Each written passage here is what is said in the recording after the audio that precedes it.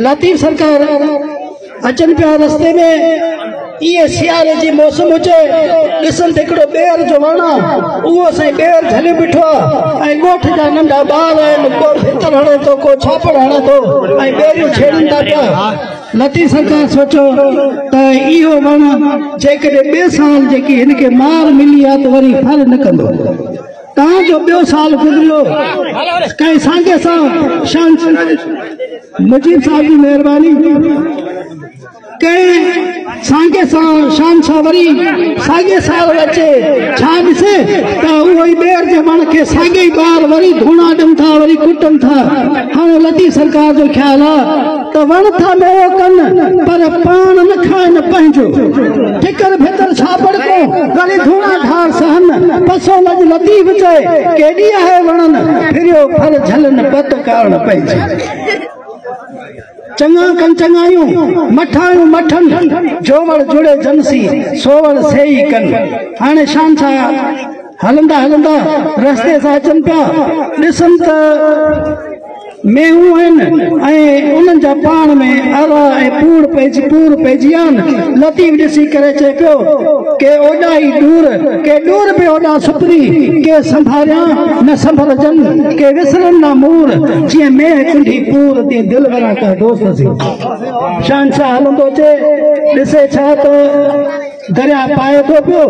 ऐं ॿूटनि खे लोड़ियूं थो वञे चए पियो त ॿुॾंदे ॿूड़नि खे पुरानी चौड़ी हाकिम ऐं कालू ख़ान जी वॾी महिरबानी वरी अचनि त ॿुॾंदे ॿूड़नि खे के हाथी हथ विझनि पसे लज लतीफ़ चए केॾी आहे वणनि फिरियो फर झलनि पत कारण पंहिंजी। वरी शाम सां अॻिते अचनि छा ॾिसनि त हिकिड़ो लोहार आहे ऐं उहो पंहिंजो लोह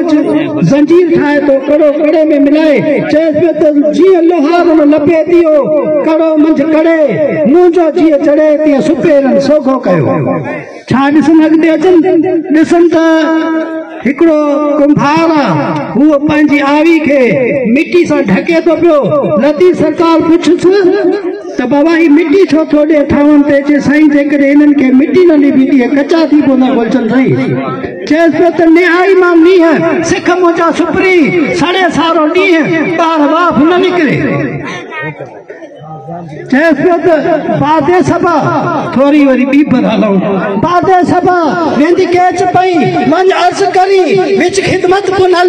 आखी सजण माखी द मण मखणा द वण ॾखला शकल हिकु वार वल पिछे वल वल उहे वल वल आ लखवारी वल मेडा अर्ज़ मन पिछे मंड मन मंड मन मेडा मारू मिठल मछ वांगु तल के भात बल तल तल ते न तल तल ते में न घिन तल ना तुम तगल ओसी गल ते गल निवेश गल गल नाल गल।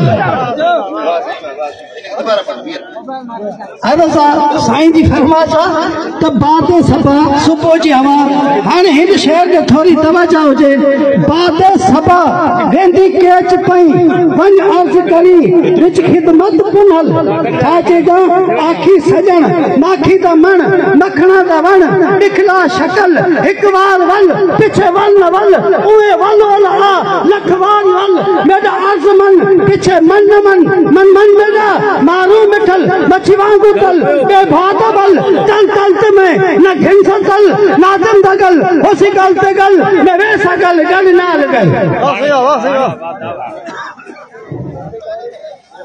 अजलू तेरी हुल बैठुम हुने कला साईं छोड़ी ना ना ऐब रखी में चंद्री दा कहीं खैर रखे मुख मोड़ी ना ई पार गमा विच दी तारू ना मैं ई पार गमा विच बोड़ी ना ते बिन कौन में भार दा साईं ये कुर्दे बेड़ा मोड़ी ना।